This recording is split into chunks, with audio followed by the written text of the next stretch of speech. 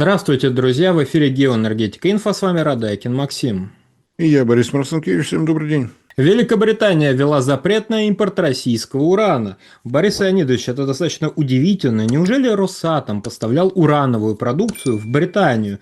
Прям новость достаточно феерическая. Я думаю, что это такой флешмоб по старинному английскому анекдоту, как один джентльмен распугивает крокодилов. Их потому и нет, потому что он распугивает. Не было поставок урановой продукции из России в Великобританию от слова «никогда». Для того, чтобы понимать, что русский след все-таки присутствует, я предлагаю немножко окунуться в мир атомной Англии. Он достаточно занимателен, он достаточно интересен. Я напомню, что именно Британия была второй страной, сумевшей построить атомную электростанцию. Не Штаты именно. Англия действительно по праву занимала место номер два. Реакторы собственной конструкции, таких подобных нет. В 50-е годы, 56-й год, дата открытия атомной электростанции в Британии, это было действительно здорово, это был шаг вперед. Но что происходило дальше, это отдельная история. Это реакторы с графитовым замедлителем и с охлаждением в виде углекислого газа. Графитогазовый реактор, абсолютно оригинальная конструкция. Назывались они Magnox. И работали они приблизительно в таком же режиме, как широко известная в узких кругах Сибирская атомная электростанция. Есть сильное подозрение, что не все они и слышали, но действительно наши реакторы, на которых шла наработка оружейного плутония, обеспечивали электрической и тепловой энергией город Северск, областную столицу Томск на 30%. На урановой электроэнергии жил и хорошо себя чувствовал город Железногорск, обеспечивался заодно и теплом. В таком режиме работали и Магноксы. На всякий случай напомню, что число официальных стран, официальный список стран, обладающих ядерным оружием, очень невелик. Всего 5 государств: Соединенные Штаты, Советский Союз, теперь, соответственно, Россия, Франция, Англия и Китай. Англия – страна, обладающая ядерным оружием, со всеми отсюда вытекающими. Но после того, как действительно военные программы были выполнены, многие достаточно активно переходили в атомную энергетику уже в обычную, гражданскую, так скажем.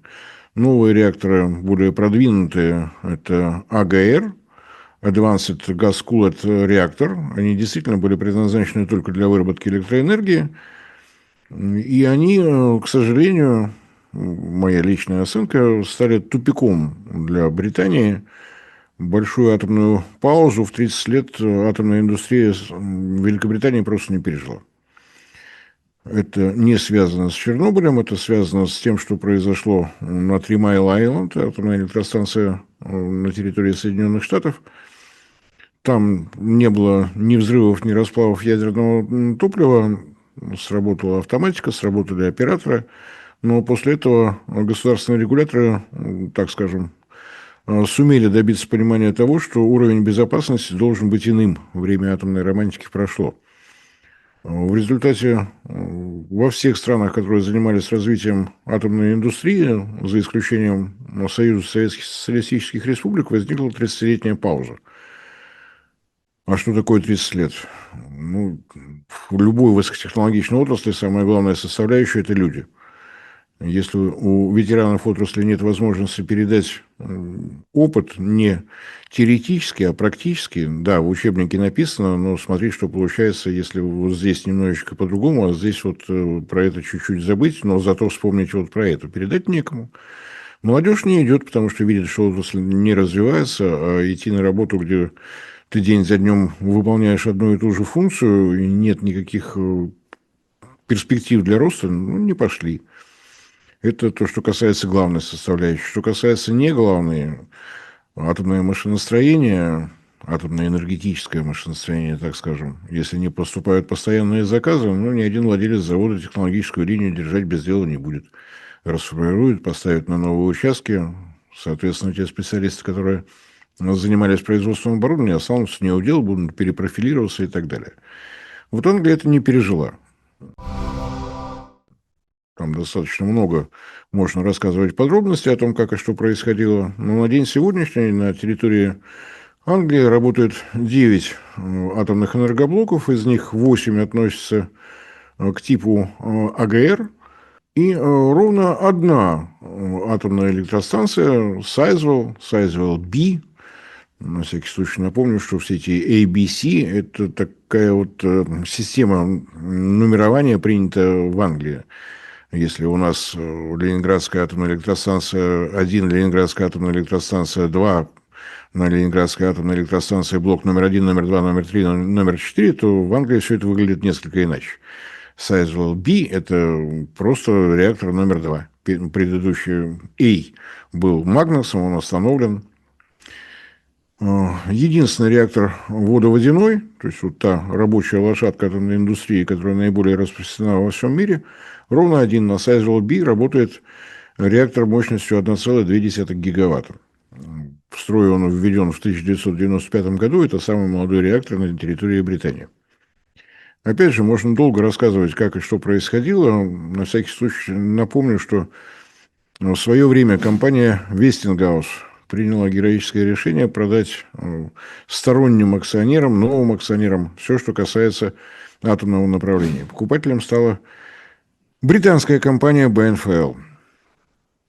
В результате вот такого решения этот реактор построен по проекту компании Westinghouse. Ну, насколько можно считать, что это американский реактор, если владельцами американской компании на тот момент были британские инвесторы, мне сказать сложно. Тем не менее, реактор достаточно продвинутый для своего второго поколения. Все-таки мощностью в 1200 мегаватт строительство реактора началось еще в середине 70-х. Там достаточно много времени было потеряно на лицензирование. Система лицензирования в Англии тоже достаточно сложная, в 3 этапа, обычно в 2. Но, тем не менее, вот некий англо-американский реактор. К моменту достройки новым владельцем компании Westinghouse была уже японская компания Toshiba, так что можно сюда заодно еще и японский след приплести, чтобы жизнь медом не казалась. На день сегодняшний владельцами всех действующих блоков совместное предприятие, 80% акций которых принадлежит компании EDF. Напомню, государственная компания Франции. Вот она ими всеми и управляет. И что касается атомной программы Англии, таковая и есть. Еще во времена правления Блэра, это было такое удивительное время, когда премьеры в Британии работали больше, чем полгода. Давно это было, сейчас так не принято. Год поработал, свободен. Уже тогда оценивали, что пункт первый. Собственная компетенция утрачена, надо в любом случае приглашать неких варягов. Атомная энергетика нужна, несмотря на уже тогда царившую, не знаю, любовь к зеленой энергетике. Тем не менее, в Англии тогда аккуратно посчитали, что без базовой генерации не получается. Уголь уже тогда был на исходе. Это середина нулевых годов. Где-то в 2007 году была принята достаточно удивительная программа. Англии нечего вкладывать. Она предоставляет площадки. Разумеется, государственный регулятор лицензирует все, что касается строительства. Инвесторов приглашали под долгосрочные контракты, обязывающие, в договорах фиксировалась стоимость электроэнергии и сроки, в течение которых это в обязательном порядке будет выкупаться полностью. То есть 100% генерации, на которую способна атомная электростанция, будут гарантированно выкуплены государственным оператором объединенной энергосистемы по фиксированной цене. Вот такая программа. Результат известен. Сначала пришли все, потом все ушли. Осталась одна компания EDF, которая заявилась на 3 площадки. На одной уже строительство началось. То есть вот прошло всего 15 лет, стройка уже идет. Французский вот этот стремительный наступательный темп. Собирались строить, и есть планы еще по 2 площадкам, денег нет. У французской компании EDF тоже свои проблемы имеются. Были приглашены китайские инвесторы, потом по политическим причинам им отказано. Ну, в общем, там своя романтика. Что касается самостоятельности, независимости Англия, как потребитель электроэнергии, выглядит она достаточно замысловато. Атомная генерация полностью под владением и под операционным управлением государственной компании Франции. Тем не менее, этой генерации не хватает для страховки на периоды пикового спроса. Проложены 2 морских кабеля общей мощностью 1 гигаватт. Через Ла-Манш электроэнергию во Франции генерируют для поставок в Англию атомные электростанции, которыми владеет и управляет компания EDF. Так что оценивайте самостоятельность Англии так, как кому больше нравится. Есть еще кабеля, которые проложены из Норвегии. Кстати, самые длинные, действительно интересные с инженерной точки зрения проекты. Под 2000 километров протяженность линий. Серьезно, на самом деле. Теперь возвращаемся к топливу и уран, который запрещено возить из России. Никогда не возили, но теперь это запрещено. Это такой сильный шаг вперед. Топливо для реакторов типа АГР производят только в Англии. Больше такое никому не нужно. Завод есть, завод работает совершенно уверенно, там другое обогащение, немножко другие, все по-другому выглядит. ТВЛ выглядит по-другому и так далее. Обогащенный уран поставки не проблема. Компания EDF, у атомной индустрии Франции, которая остается государственной, есть подразделение АРАНО, которое отвечает за все, что связано с топливным циклом: добычи урановой руды, обогащение, переработка облученного топлива, фабрикация топлива. Здесь все в порядке, только сама фабрикация происходит в Англии. Тоже как бы ничего выдающегося, вроде бы все в порядке. Но это то, что касается реакторов АГР.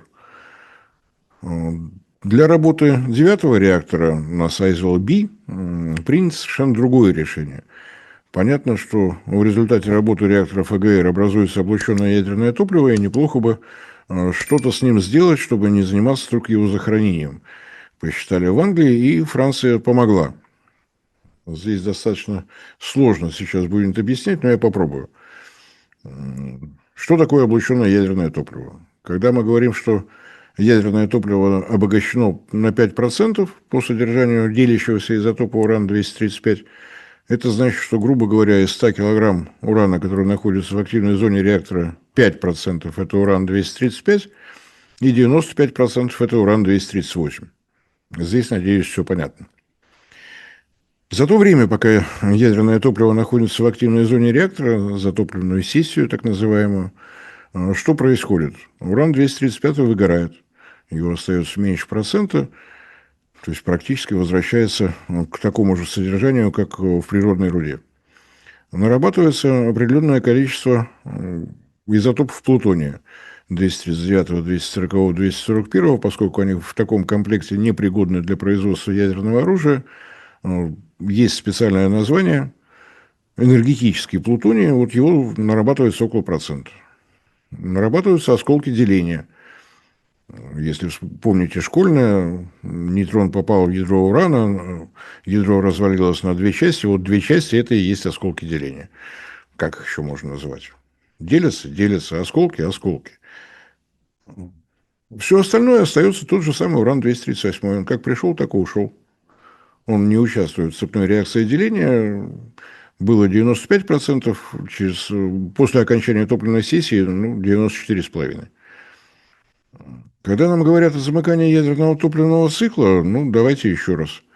Научились производить МОКС топлива, теперь уже и СНУП топлива для реакторов на быстрых нейтронах. Это прекрасно.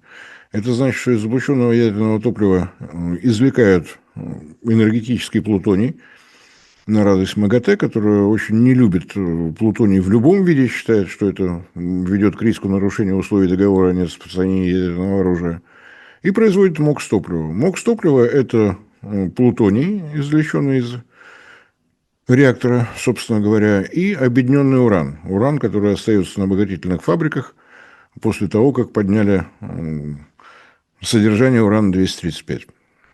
Можно смотреть в обратную сторону. В природной руде 0,7% урана-235, вот эти 0,7 надо извлечь с тем, чтобы там, где он остается, его было больше. А вот несчастный уран-238, из которого вытащили весь 235, называется объединенным. Потому что урана 235 в нем меньше, чем в природной руде. Со времен гонки вооружений накоплено во всех ядерных странах огромные объемы, лежит, ничего не делает, вот его, собственно говоря, и отправляют в МОКС топлива, тем самым уменьшая эти запасы. Это удобно, это выгодно. Этот уран уже был добыт, обогащен, доставлен на заводы по обогащению и так далее, и так далее. Дополнительные работы, ни геологические, никакие бы то ни было, еще вести не надо. Запасы есть, вот их в ход опускаем. Красиво, да. Но теперь смотрим вот на облученное ядерное топливо, которое извлекли. Вот его 100%. Вот из него извлекли энергетический плутоний, из него извлекли минорные актиниды, из него извлекли осколки деления, и лежит 95% урана-238. С ним ничего не делают, он складируется на заводах, на соответствующих складах, соответствующей охраной и так далее. В ход не идет. Почему? Потому что за то время, которое уран-238 проводит в активной зоне реактора, в нем нарабатывается очень небольшое количество изотопа урана-236. Буквально там 0,5%. Но этого 0,5% хватает, чтобы свободных нейтронов не было. Уран-236 съедает все свободные нейтроны, которые вокруг себя видит. Соответственно, если вы такой уран отправите в активную зону, цепной реакции деления не будет. Уран-236, как вредный колорадский жук, эти 100 гектаров съест. Атомщики всех стран мира думают, что с ним делать дальше, пока он лежит на складах. На всякий случай я напомню, что в мире накоплено более 400 тысяч тонн облученного ядерного топлива, из которого вот по 1% можно извлекать плутоний. А все остальное будет лежать. Нехорошо, думают атомщики. Французская технология выглядит достаточно жестко, достаточно интересно. Вот этот реакторный уран, или как его называют атомщики, рециклированный уран, его тоже пытаются вернуть в топливный цикл за счет того, что прямо его и обогащают. Вот из него извлекли все лишнее, тот самый энергетический плутоний изъят, минорные актиниды изъяты, осколки деления изъяты, и вот он лежит. Что с ним делать? Попробуйте еще раз прогнать через газовые центрифуги, поднять уровень обогащения, добавить урана-235. В результате в активной зоне будет образовываться такое количество нейтронов, что уран-236 столько не съест. В этом году посадим 400 гектаров картошки, пусть он подавится. Вот наступает момент, когда он давится. Да, немножко по-другому выглядят нейтронные характеристики, поэтому требует дополнительной модернизации реакторов, в которых будет такое топливо. Во Франции лицензировано под применение такого урана 4 реактора в составе атомной электростанции КРУ-Э и 5-й реактор на Сейзвилл-Б. Французская технология хороша тем, что без французского шарма здесь не обходится.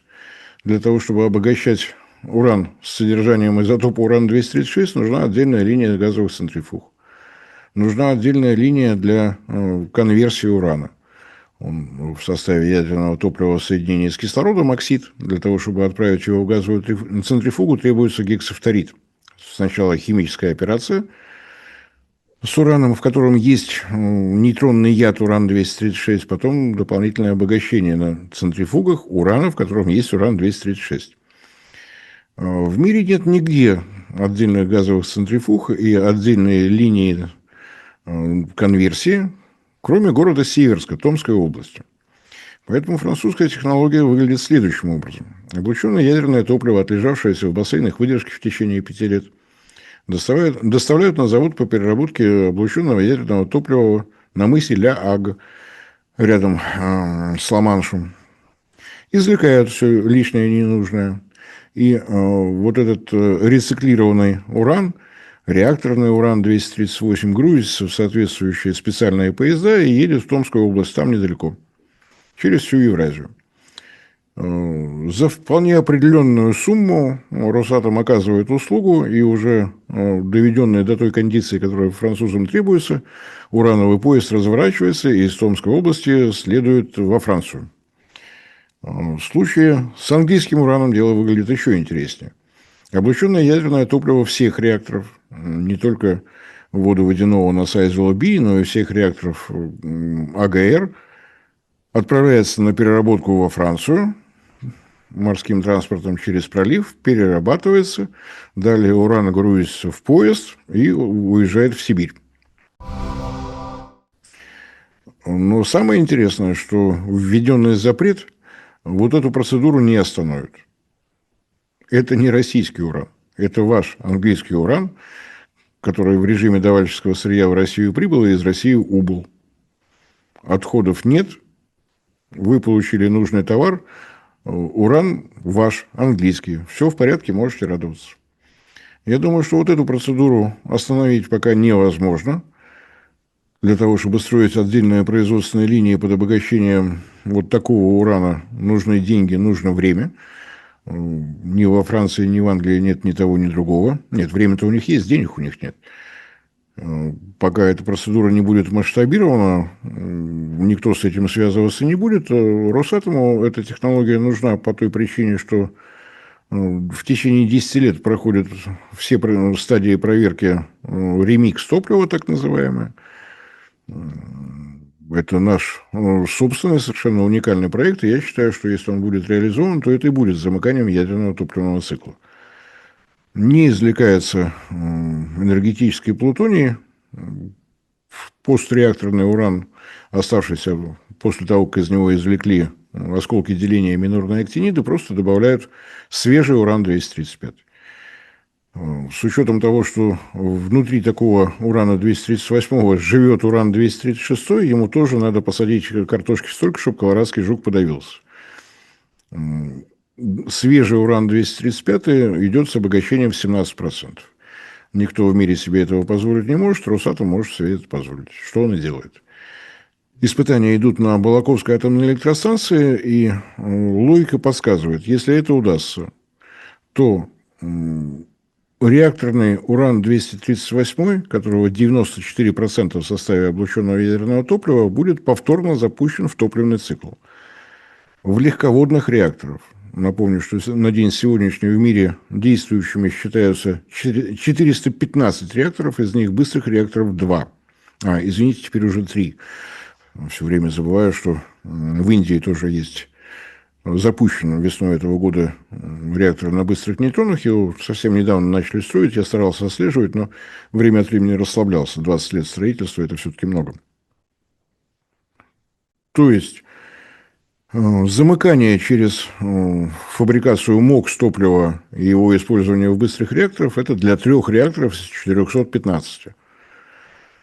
Извлекается 1% из состава облученного ядерного топлива и используется на 0,3% реакторов, которые действуют. В том случае, если проводящиеся сейчас в научно-исследовательском институте атомных реакторов исследования покажут, что ремикс себя ведет так, как рассчитано по проекту, это означает, что 94% облученного ядерного топлива для 99% реакторов, а реакторы с легкой водой – это рабочая лошадка атомной индустрии. Еще раз, 94% облученного ядерного топлива можно использовать в качестве основы для свежего топлива для 99% мировых реакторов. Это и будет замыкание ядерного топливного цикла. Если интересно, могу рассказать подробнее. Сегодня такой беглый режим осмотра. Мы ждем этой сенсации. Я напоминаю, что 10 лет идет проверка ремикс топлива. Загружалось разное количество, по-разному себя вело. Топливный цикл, топливная сессия 1,5 года. Дальше выдержка в бассейнах выдержки, после этого повторная перепроверка, да, не торопясь, но это необходимо, поскольку заповедью атомной энергетики номер 0 остается все та же – безопасность при любых возможных и невозможных авариях. Поэтому здесь все тщательно, неторопливо, но мы на грани очень тихой сенсации, которая действительно способна очень многое изменить в мировой атомной индустрии. Ну и еще раз напоминаю, что проект «Ремикс топлива» – это наш собственный, российский, не советский, именно российский, постсоветский. Ждем вот этой маленькой тихой сенсации. Надеемся, что все будет так, как запланировано. Борис Леонидович, большое спасибо за комментарии, друзья. Подписывайтесь на наш канал в Telegram, ссылка будет в описании и закрепленном комментарии. Там же будут реквизиты для желающих финансово поддержать наш проект, чтобы мы и дальше также бодро вещали на всех площадках без монетизации, исключительно благодаря вашей финансовой поддержке и спонсору. Спасибо, до новых встреч. Ну и жду ваших пожеланий в комментариях. Тем сегодня было затронуто достаточно много. Это и ранние этапы английской атомной программы, и то, что происходило во Франции, откуда взялась компания EDF, это тоже достаточно интересно. Ну и, конечно, все вопросы, связанные с различными видами топлива, пишите. Надеюсь, что вас это заинтересовало, уважаемые зрители и слушатели. Всем спасибо за внимание, всем всего доброго.